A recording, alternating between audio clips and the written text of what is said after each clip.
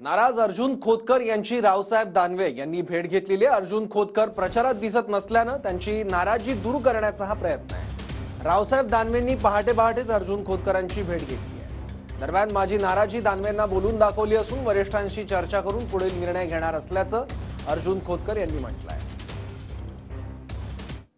खरी की माननीय रावसाहेब पाटील दानवे यांची आणि माझी सकाळी भेट झाली। ते सकाळी घरी आले होते आणि भेट झाली।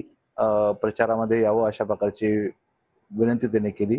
मला पक्षाने जबाबदाऱ्या दिलेल्या आहेत। मला वाशिम यवतमाळ दिलं होतं, मला आता संभाजीनगर दिलेलं आहे।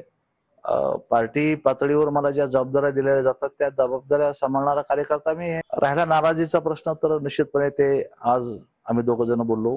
ते माझ्याकडे सकाळी 8 ला आले होते, आमचं बोलणं झालं। माझी काय नाराजी आहे त्यांच्या कानावर मी टाकलेली आहे स्पष्टपणे। त्यांनीही त्या संदर्भामध्ये माझ्याशी चर्चा केलेली आहे आणि मी वरिष्ठाशी आज उद्या बोलून घेईन आणि मग नंतर तुम्हाला निर्णय कळवू। आम्ही एकत्र काम करत असताना राजकीय दृष्ट्या काही गोष्टी घडत असतात आणि त्या घडल्या तर एकत्र बसून ते विषय समजून घेत असतो। त्यातून आमच्यातले असलेले गैरसमज दूर होत असतात।